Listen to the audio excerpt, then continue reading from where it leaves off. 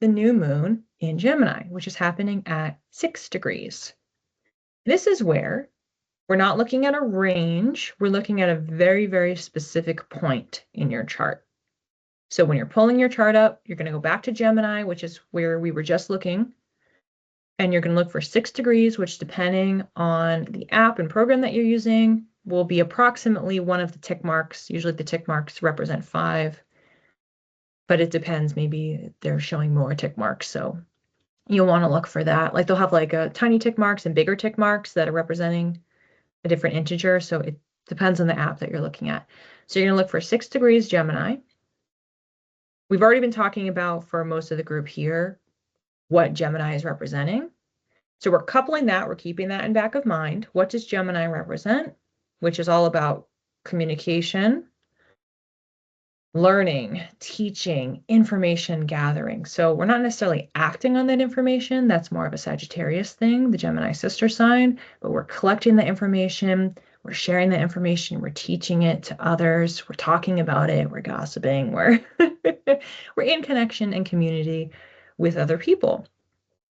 And when we have a new moon in any sign, new moons are reflecting a beginning. They're an opportunity to do manifestation work. If anyone is interested in that, I do have a track on Insight Timer that you can listen to on a new moon.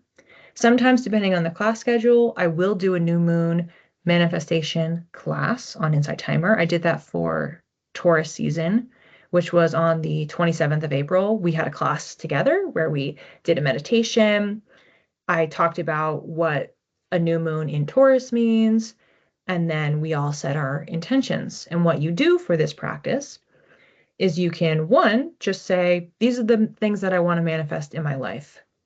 New moons are new beginnings. I'm calling in, I'm harnessing the energy of a new beginning. And it could be anything that you want. You can write them down, tuck them away, put it on your phone. I usually set it as some sort of an alert so that on the day of the full moon, approximately 6 months later, I can look back at what I wrote down 6 months ago and see if I have manifested those things. And as I mentioned, it's a 6-month period. So that's because it's the new moon based in the sign. So when we're paying attention to the fact that this new moon is in Gemini, approximately 6 months later, there will be a full moon in Gemini, and that is completing the cycle. So you plant the seed at the new moon, which is on the 26th, and then you harvest those seeds. You reflect, you express gratitude for what you have accomplished at that full moon. And that is happening, which I'll include in here, that is happening December 4th. So that's the period of time we're looking at, 26th of this month to December 4th. So quite a long period of time. When we get more detailed, and not only are we paying attention to the fact that it's a new moon and we can manifest, that it's in Gemini and we have the 6-month cycle, we can next look at the degree point. So if you look at your chart at 6 degrees, we're seeing which house is this in. And so what you can do with this manifestation is you can also say, all right, we're looking at communication, we're looking at teaching, learning, we're looking at new beginnings, and this house. What do I want to manifest there in this area of life?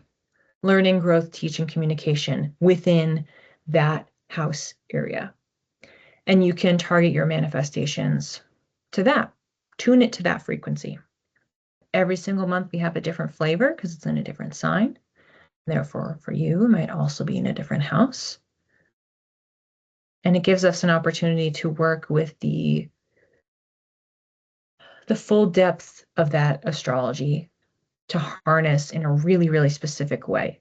So for a new moon, we could say, well, I want to manifest this, and it's, I want to have a house. Well, if we look at where Gemini is, maybe Gemini is not in the 4th house, which is representing homes. So maybe we're not 100% getting that, and it's better suited for a new moon that is in the 4th house. So it's a different way of working with our chart and our personal energy to direct it towards specifically what we want.